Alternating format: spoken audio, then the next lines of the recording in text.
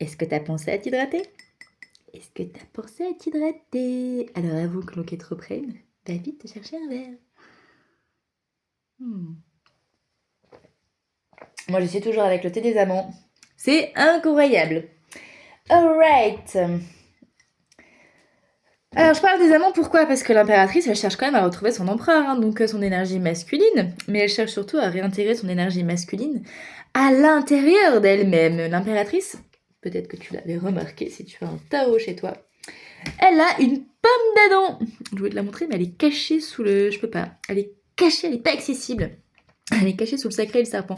Bref, l'impératrice elle a une pomme d'Adam. Donc là ton féminin, il veut retrouver sa part masculine, il veut retrouver son animus, d'accord? Voilà, ton féminin a besoin de retrouver ton masculin à l'intérieur de toi pour pouvoir justement débloquer ces espaces d'estime et de confiance. Parce que je me faisais la réflexion tout à l'heure que les hommes, de manière générale, en tout cas le masculin de manière générale, a beaucoup plus confiance en lui que le féminin. C'était une étude qui était sortie que pour une même description de poste, un homme avec, je crois, 60% ou 80% des... Mettons, la personne a 60% des compétences, il va postuler. Une femme, si elle en a 80, elle va pas postuler, en fait. Si elle a pas 100% des compétences qui sont demandées, elle oublie. L'homme, il y va, tu vois, il y va. Il a confiance, voilà, il a confiance. Alors des fois, pas toujours pour les bonnes raisons, mais en tout cas, il a confiance. Et c'est cette confiance et cette estime de soi qu'on est en train de venir récupérer là, d'accord? Et le serpent, pour moi, voilà, il y a quelque chose autour de ça, là, autour de ce masculin. C'est aussi en lien avec le pendu, d'accord? Ne me demande pas pourquoi, mais il y a un lien entre les deux, entre le serpent et le pendu. Donc, on va aller voir. Là, je sens déjà les pieds qui... ça travaille, ça travaille. Donc là, on va travailler l'ancrage, n'est-ce pas? On va travailler l'ancrage et on va travailler pour faire ancrer justement ces nouvelles postures et ces nouvelles fréquences qui veulent descendre. Parce que ces enquêtes, le jeu, c'est vraiment faire descendre de nouvelles fréquences, des nouvelles manières de faire. C'est pas tant aller chercher justement ce qui peut bloquer. Ok, ça c'est bon, c'est bien. Mais bon, on a un peu fait le tour du sujet au bout d'un moment. Là, c'est plutôt de, ok, comment est-ce que je peux m'incarner autrement? Comment est-ce que je peux faire de la reliance à l'intérieur de moi, dans mon monde intérieur, pour voir là où la vie veut m'emmener en fait. Comment je suis ce chemin du sacré, justement. Parce que les enquêtes, le jeu, c'est la joie éternelle et originelle.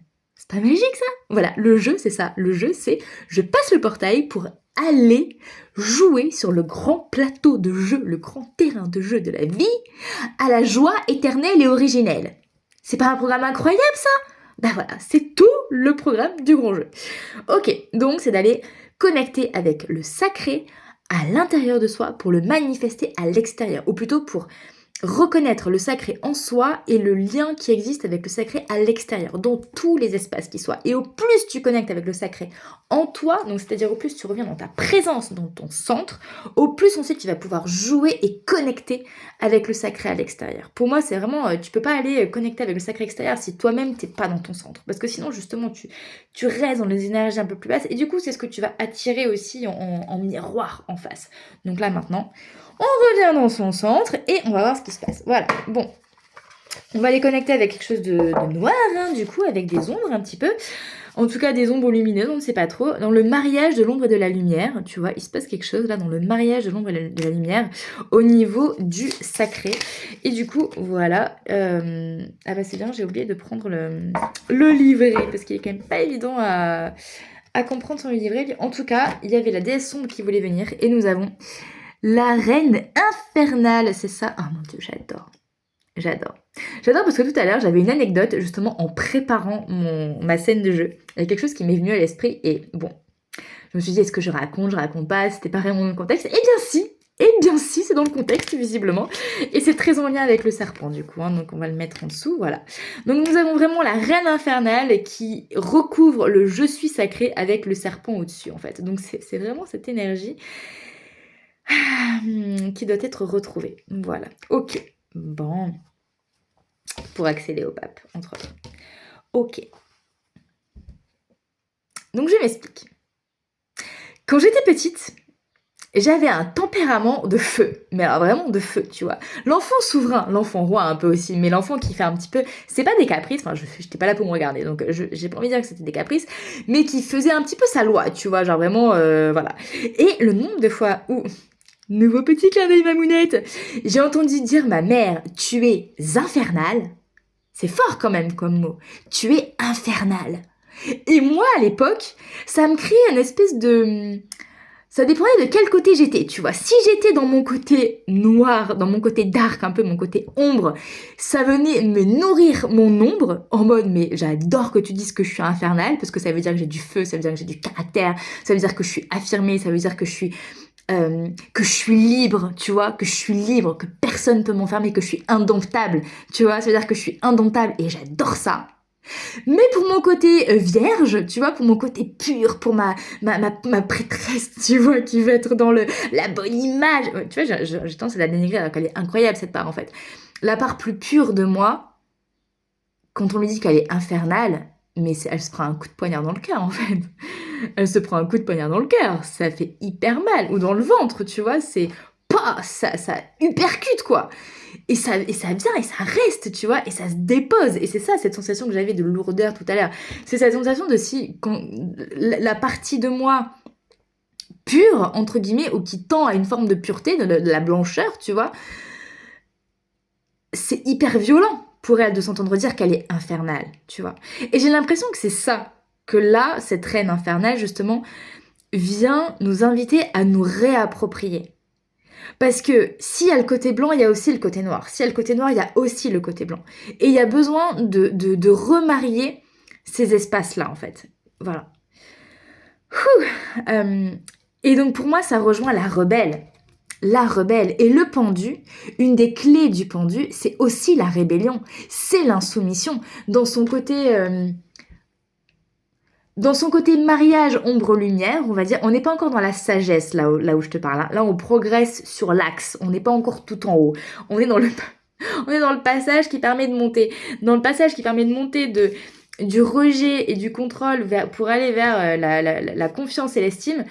Il y a besoin de passer par une espèce de phase de rébellion, comme la phase de l'adolescence. Tu vois, le pendu, c'est l'ado rebelle un peu. Il y a besoin de passer par cette phase de rébellion pour ne plus être dans le contrôle de sa parole, le contrôle de qui on est, le contrôle de non, je ne dis rien, de ne pas répondre aux adultes. Là, c'est la petite fille, hein, de non, il faut pas répondre, nanana. Bah si, en fait, j'ai le droit d'avoir mon caractère, j'ai le droit de m'affirmer, j'ai le droit de, boum, poser ce qu'il y a besoin de poser, point barre, de dire les choses, et je suis pas obligée de me retenir, justement, dans ce que j'ai à dire, ou dans ma parole, ou dans, justement, mon authenticité, en fait. Parce que là, il y a comme quelque chose qui se joue comme s'il y avait une mémoire de la peur d'être infernale qui retient justement ce besoin d'authenticité, en fait, tu vois. Et le serpent Ok, le serpent, il a envie de bouger, il a envie d'aller sur le pendu. Est-ce que c'est sur les jambes du pendu? Ok, mi-jambe, mi-torse du pendu. Il y a vraiment quelque chose qui se pose là et qui a besoin d'être retrouvé. Et c'est hyper intéressant parce que tout à l'heure, dans la première vidéo, je voulais te parler du trône. Et je crois que j'en ai pas parlé en fait. Parce que impératrice pape, on est quand même sur deux personnages qui sont assis sur leur trône, tu vois. Genre t'es assis, t'as une souveraineté, t'as une assise, t'es installé, t'as une posture, tu vois. C'est pas, je sais pas, non, t'es là, point barre, t'es assis sur ton trône. Et là, qu'est-ce qu'on a en termes de carte, encore une fois, une femme, une reine, une déesse qui est assise sur son trône. Donc, il y a vraiment cette notion de je retrouve mon trône intérieur. Il n'y a plus personne qui peut m'y déloger. Sauf si c'est moi qui le décide. C'est Khaleesi, en fait, tu vois. C'est ce qu'on est en train d'aller chercher à l'intérieur de toi. C'est l'énergie de Khaleesi. C'est le souffle du dragon. Je t'ai dit que j'étais en feu, hein. Je t'ai dit. Il y a une énergie de feu, c'est un truc de fou. L'énergie du dragon en soi, tu vois. Alors oui, le dragon, il peut être destructeur. Oui, le dragon, il peut être violent. D'ailleurs, le serpent, une de ses évolutions, c'est le dragon. Hein, donc, bien sûr qu'il peut être tout ça. Mais c'est aussi ta puissance. Tu vois, c'est aussi ce qui fait ton pouvoir, c'est aussi ce qui fait ton affirmation. Donc là, maintenant, il y a besoin, tu vois, il y a besoin.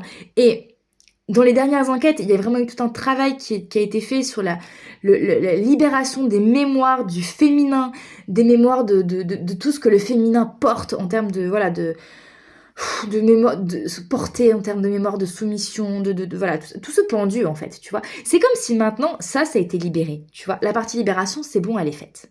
Ok, super. Maintenant, est-ce que tu connais cette étude du chien de Pavlov, il me semble, où dès qu'il veut aller manger, bim, on l'électrocute en fait. Et à la fin, on lui donne à manger, le chien n'essaie même plus d'aller manger, ou je sais plus si c'est manger ou faire autre chose, mais qu'importe, mais il a tellement été 2 fois électrocuté que maintenant qu'il n'est plus électrocuté, il ne fait plus ce mouvement d'y aller parce qu'il a peur.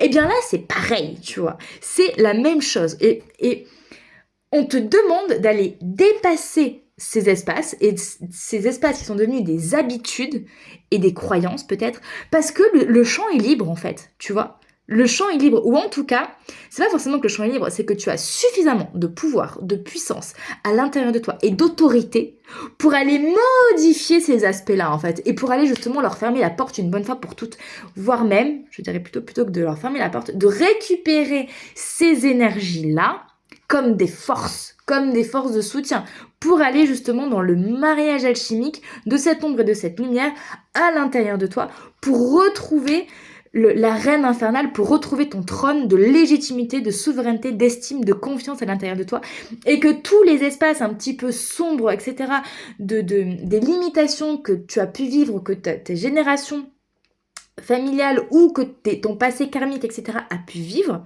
mais que tu te réappropries toute la connaissance, le savoir, les mémoires associées justement à ces espaces-là pour aller dans un espace de renaissance et de renouveau total de ton être en fait, tu vois, mais qui se joue à l'intérieur de toi, tu vois. Là, ça demande vraiment une réappropriation de tous ces espaces et du coup de fonctionner différemment, tu vois, de fonctionner différemment. Parce que ce qui va faire bouger le pendu, c'est l'énergie contraire, enfin c'est l'énergie complémentaire, donc c'est l'énergie de la roue, tu vois, le serpent il est enroulé là, d'accord. Donc, je vais boire un petit peu. Pause. Jacques.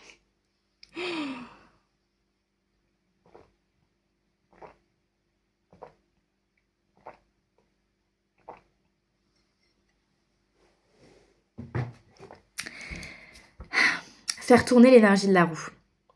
Tu vois, cette enquête, elle nous mène vraiment sur les grands archétypes de l'impératrice, parce que l'impératrice, son épreuve à elle, c'est l'épreuve de la roue de fortune. Au passage, si tu veux suivre les enquêtes avec moi de manière plus approfondie, ou si tu veux mener tes propres enquêtes, petit moment commercial, j'ai un programme qui s'appelle Carte en main, que je développe depuis plusieurs années maintenant, et qui va être absolument incroyable, où je t'apprends à lire les signes et les codes et le tarot pour créer du lien entre le vivant, la matière et ton monde intérieur, ton inconscient, ton âme, tout ce que tu veux. Donc voilà, programme Carte en main. Du coup, la roue, c'est le mouvement. La roue, c'est je fais bouger les choses, c'est je mets la roue en mouvement, justement, c'est je fais différemment. Parce que la roue, elle peut tourner dans un sens pendant ad vitam aeternam, en fait, surtout si tu nourris le mouvement. D'accord? Donc tant que tu nourris, ou tant que dans les énergies, on nourrit le superflu, on nourrit le rejet, on nourrit le manque de confiance, on nourrit la colère, tout ce qu'on veut, tant qu'on nourrit le poison, d'accord? Parce que là on est vraiment dans l'énergie du poison, tant qu'on nourrit le poison qui se pose dans le ventre, n'est-ce pas? Ça continue. Mais c'est aussi nourrir toutes ces mémoires karmiques, transgénérationnelles, etc. Donc, mémoire, d'accord? C'est aussi nourrir toutes ces mémoires par les habitudes que tu répètes au quotidien et au quotidien et au quotidien que tu répètes, d'accord? Sauf que, ça ira dans la gorge, hein? Waouh!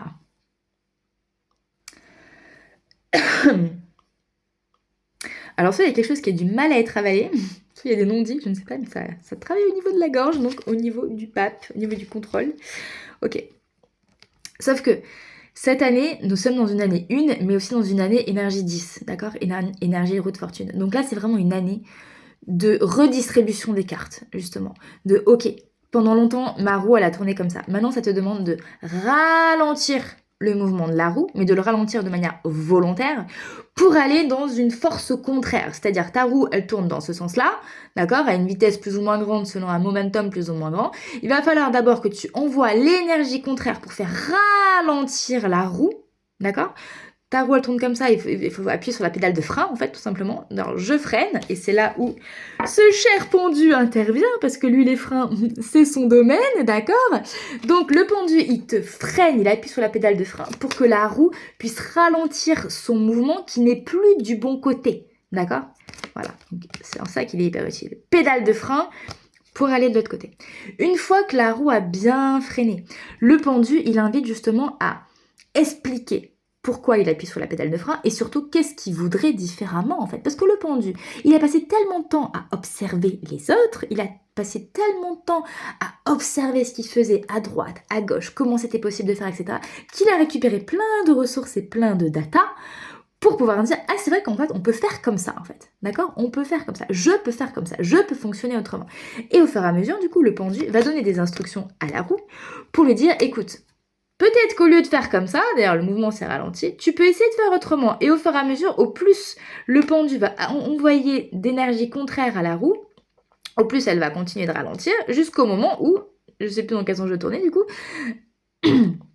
elle va changer de sens et se mettre à tourner de plus en plus vite pour aller vers un nouveau mouvement, une nouvelle spirale, parce que la vie est spiralaire, ça aussi je ferai une vidéo là-dessus, hein.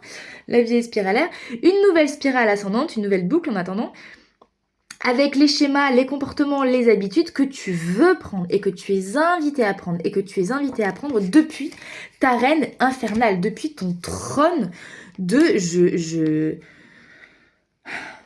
suis ce que je suis, je m'affirme dans ce que je suis en fait, tout simplement quoi. Parce qu'il y en a marre il y en a marre de se restreindre en fait, il y en a marre de se restreindre, point barre. Voilà, bon c'est pas encore tout à fait ça à gagner, mais on y va.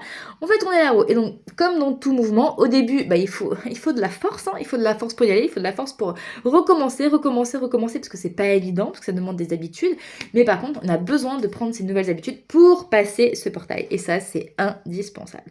Et donc, il y a ce double mouvement de je me libère du coup de ce qui ne m'appartient plus et des mouvements qui ne m'appartiennent plus. Et en parallèle, je fais confiance au timing divin parce que oui, ça peut prendre du temps et c'est ok et c'est normal. Et là intervient la douceur, d'accord? L'énergie de douceur, de je suis en train d'apprendre à fonctionner différemment. Et c'est quand même pas rien, donc douceur. Ok, je vais boire un petit peu.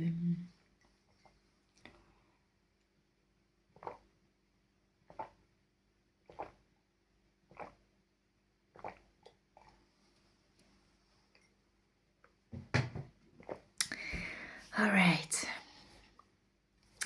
Bon, le serpent là, il a pas fini d'enseigner. Il a pas fini d'enseigner. Il y a...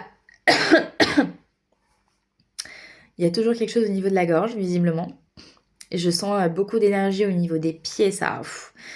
Je saurais pas dire si ça libère ou si ça ancre ou un petit peu les deux très certainement. J'ai l'impression qu'il y a des énergies, tu sais, qui descendent là pour être libérées et d'autres en même temps qui... Ok, on ancre. Le tuyau est ouvert, le canal est ouvert. Allons-y gaiement, faisons les travaux qu'il y a à faire. Les travaux de rénovation sont en cours. Voilà, on est en plein de travaux de rénovation. Ok. Là, ce que j'ai besoin de te partager, c'est que la sensation peut être un petit peu particulière de... Comme quand, tu sais, tu passes des années à être en travaux chez toi. T'es arrivé, c'était plus ou moins une ruine où, voilà, tu t'as fait d'énormes travaux, t'as cassé des murs, t'as posé du carrelage, t'as peint, t'as mis de la déco. Et puis ça a été long. Et en même temps, au début, c'était peut-être un petit peu pénible. Et en même temps, tu savais pourquoi tu voulais faire ce chantier, en fait. Tu savais pourquoi tu voulais faire ça. Tu savais pourquoi cette maison, tu la voulais, pourquoi c'était important pour toi. Et tu as mis tellement d'attention pour bien faire, les petits détails, etc. Voilà, t'as été hyper précise, hyper précieuse dans tout ton processus. Et tu t'es créé un intérieur qui est beau. Vraiment qui est beau, tu vois, tu te sens bien, tu as passé du temps, mais des années, vraiment, tu as passé des années à travailler cet intérieur, à faire tous ces travaux, etc. Et là, c'est comme si maintenant, tu pouvais enfin avoir les clés de la maison, tu vois. Le portail, là, que tu es en train de passer, que cette enquête t'invite à faire passer, quelque chose qui vient de tomber, ok, c'est de récupérer les clés de ta maison, tu vois. C'est je récupère les clés de ma maison, je récupère les clés de mon intérieur. Je vais enfin pouvoir m'installer chez moi après des années de travaux, de décoration, d'aménagement, de destruction aussi, je vais enfin pouvoir aménager chez moi. Et tu vois, il y a vraiment cette double énergie à la fois d'excitation, de waouh, enfin, et à la fois de waouh, mais du coup, je termine complètement un cycle, je vais devoir passer à autre chose. C'est presque un mini deuil qui doit être fait, tu vois. C'est le deuil de je ne vais plus vivre ce que j'ai vécu pendant plusieurs années à m'occuper de cette maison. Maintenant, je vais incarner cette maison. Maintenant, je vais être dedans pour de bon. Et tu vois, ça change complètement la dimension, ça change complètement l'espace, ça change ton quotidien, ça change tes journées, ça change ce que tu vas vivre parce que tu vas plus te préoccuper par les mêmes choses. Et il se peut, je sais pas comment formuler ça, il se peut qu'il y ait cette sensation un petit peu particulière de l'entre-deux, de je sais pas encore ce que je vais découvrir dans ce nouveau mode de vie, mais je sais par contre que j'ai mis tellement de cœur, tellement de joie, tellement d'attention, tellement de bonheur, tellement de minutie, tellement de précision, tellement d'envie de bien faire, tellement d'envie de me mettre bien, tellement d'envie d'être dans l'amour pour moi, tellement dans l'envie de me créer ce cocon, cette bulle, cette espèce de manifestation, d'empuissancement, de confiance, d'estime. Cet intérieur, t'as tellement voulu qu'il te ressemble et qu'il ressemble à tout ce que t'as compris, tout ce à quoi tu vas traverser pendant des années et des années et des années et des années. Que oui, il y a cette sensation qui est un petit peu particulière et qui est juste, et pas jusqu'à présent, qui donne la sensation que peut-être l'installation c'est un petit peu traîné en longueur, mais j'ai vraiment la carte de je crois au timing divin en fait. Donc il n'y a pas de ça aurait dû être avant ou pas, non, non, ça arrive exactement au moment où ça doit arriver en fait. Mais qui fait que ça pouvait pas arriver peut-être avant parce qu'il y avait besoin de passer par toutes ces étapes-là de construction, d'aboutissement, d'aller vraiment jusqu'au bout, du bout de l'aménagement de cet intérieur. Pour que maintenant que l'intérieur est aménagé, que tout y est, que tout a été pensé, que tu puisses venir l'habiter et découvrir comment tu vis dans cet intérieur, comment tu fonctionnes avec cet intérieur, voilà, quelles nouvelles habitudes est-ce que tu prends, comment est-ce que tu as envie de prendre soin de toi, comment tu as envie de d'apprivoiser la femme sauvage à l'intérieur de toi, de laisser vivre cette reine infernale à l'intérieur de toi, de laisser vivre ce serpent, mais dans cette énergie du sacré, on est dans de la mutation, tu vois, le serpent qui enlève son ancienne peau et qui arrive avec cette nouvelle peau à l'intérieur de soi. Comment est-ce que tu veux laisser vivre ta femme serpent, donc ta femme souple et en fait, là, dans cette maison, le venin n'existe plus, en fait. Ça n'existe pas, le venin. C'est de la source créatrice, c'est de l'essence créatrice, en fait, ce que porte ce serpent.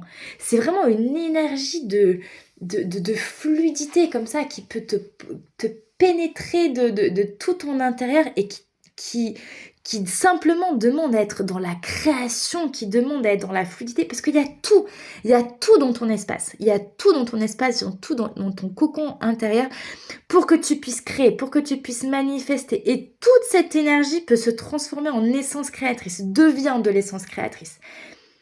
Voilà, le poison n'existe plus en fait, c'est terminé, tu vois. C'est de l'essence créatrice maintenant qui est là, uniquement ça.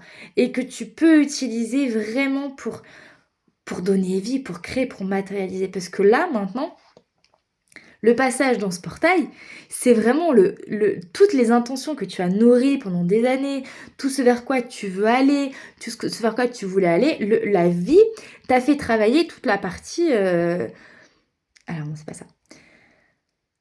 Il y a toute la partie féminine, donc l'intuition, le ressenti, l'exploration de la psyché, etc., qui a été mis dans les souterrains, donc qui n'était pas forcément vu. Et la partie masculine, action, mise au monde, etc., qui était dans la lumière. Et maintenant, on switch. Tu vois, c'est-à-dire que c'est toute la partie féminine qui va être dans la lumière et toute la partie plus action, etc., qui va être à travailler dans les profondeurs. Bon, j'essaierai de te faire une vidéo là-dessus un petit peu mieux expliquée que ça. Mais il y a vraiment un switch pour moi au niveau du masculin, des énergies masculines et féminines, des polarités anima, animus en fait, et correspondent pour moi à un grand cycle cosmique également. Bref. Où est-ce que j'en suis? Le timing divin. Voilà, on fait confiance au timing divin. Ok, donc il y a vraiment un switch et le fait de passer ce portail, c'est vraiment aller dans ce switch. Et bon, tu l'auras compris, je te le souhaite, tu l'auras compris, quand je parle de ta maison, de ce cocon, je parle de ton monde intérieur. Je parle de ton monde intérieur. C'est-à-dire que pour passer ce portail, c'est vraiment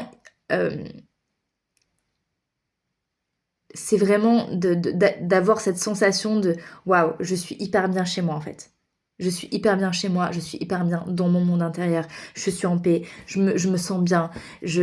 Voilà, dès que je vais à l'intérieur de moi, waouh, je suis vraiment à la maison en fait. Je suis dans ma bulle, je suis dans mon cocon. Il n'y a rien qui peut venir me. C'est pas qu'il y a rien qui peut venir me déstabiliser parce que justement, il y a l'extérieur et il y a ce qui se passe dans ton monde intérieur. Et franchir ce portail, c'est, voilà, j'ai les clés de ma maison idéale à l'intérieur de moi, que j'ai construite comme je voulais, à mon image, avec la déco que je voulais, ça aura pris le temps que ça aura pris, mais maintenant c'est comme ça en fait, voilà, et je suis bien. Donc là, toute cette enquête, tout ce portail, tout ce passage, toute cette enquête, en fait, c'est t'amener, te donner un maximum de clés, en tout cas, pour te permettre d'aller dans cet espace, aller dans ce passage, en fait, voilà. Et si c'est pas au travers de cette enquête, c'est ok aussi en fait. C'est dans tous les cas, nous sommes tous amenés à passer ce portail, qu'importe le timing divin, mais c'est arriver à passer ce portail. Et à mon sens, passer ce portail, c'est justement revenir à sa présence, c'est revenir à son centre. C'est revenir à ton centre. Parce que quand tu es dans ton centre, c'est là où ta maison elle est hyper belle et où tout est bien rangé, et où tout est hyper bien décoré et où tu te sens super bien en fait. Tu vois? Voilà. Revenir dans son centre. Ok. Ça mérite une petite pause boisson.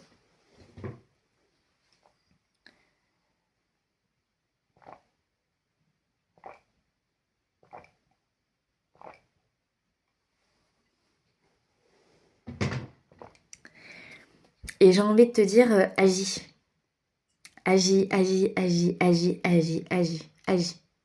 Il n'y a que comme ça, il n'y a que par l'action, je sais que c'est facile à dire, mais il n'y a que par l'action que tu vas pouvoir t'installer dans ton centre, dans ta valeur, dans ton affirmation, dans ta confiance, dans ton estime. Il n'y a que par l'action. Et au début, il peut y avoir plein de frictions avec l'action. Il peut y avoir plein de frictions. C'est vraiment les frictions de ta roue de fortune en fait. C'est-à-dire que tu veux faire un mouvement, enfin tu t'es habitué à faire un mouvement et là tu proposes le mouvement inverse, enfin, ou même juste pour lancer la roue, forcément il y a de la friction. Et c'est là où le pendule il intervient.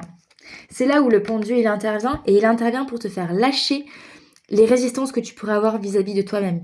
Toutes tu sais, tout le superflu justement de pensées négatives, d'espace où tu peux te rejeter, etc. Ça c'est à lâcher, ça c'est à envoyer dans un autre portail de ça j'en veux plus, allez hop là, je me vois faire, je me vois me dévaloriser, je me vois me rejeter, hop là je prends la pensée, voup, dans le portail, dans le trou noir, voilà, dans le trou noir, ça je n'en veux plus. Donc ça demande effectivement d'enlever les frictions au départ, parce que ça passe pas de l'autre côté en fait, tout simplement, parce que ça ne passe pas de l'autre côté. Voilà. Alright. Je vais en rester là pour cette vidéo. Il y a déjà pas mal de contenu. Dans la suite, dans la troisième partie de cette vidéo, je vais voir si je la mets en public ou peut-être qu'elle sera dans l'extension, celle-ci. Il y a de fortes chances qu'elle soit dans l'extension. On va aller voir ce qui se passe au niveau du serpent, là, justement. On va aller voir ce qui se passe parce que je sens qu'il y a vraiment quelque chose de plus à creuser au niveau de cette énergie-là et que du coup, c'est peut-être pas pour tout le monde. Donc, voilà, on va aller voir ce qu'il en est. Quoi qu'il en soit, tu as toutes les infos dans la barre d'infos. Comme d'habitude, tu peux m'accompagner à faire connaître mon travail, mon ouvrage, mon talent, n'est-ce pas? Non mais tant qu'à y être, autant y aller. Hein. Voilà, là c'est quand je parle de l'autre côté de la confiance et de l'estime avec le besoin de mais c'est, regardez comment je suis incroyable. Ça fait du bien aussi de temps en temps d'aller de l'autre côté. Mais bon, c'est bien d'aller de l'autre côté pour compenser les espaces où on va trop de l'autre côté. Mais l'idée c'est quand même toujours de revenir au centre. Voilà. Donc, tu peux m'encourager en likant, en t'abonnant, en commentant et vraiment à partager à des personnes avec qui tu dis ouais mais ça j'aimerais trop partager cette expérience avec cette amie parce que ça va trop lui parler, etc., etc. Les copines Witchy, la sorcière, on se voit, on se reconnaît. Merci. Donc on se retrouve bientôt et en attendant prends soin de toi et reconnecte avec la reine infernale. J'ai encore fait le clin d'œil. Je sais pas si si ça devient une marque de fabrique ou juste un tic nerveux. À voir au fur et à mesure des enquêtes. En tout cas, je suis belle, je suis appréciée et je suis co-création. Mouah.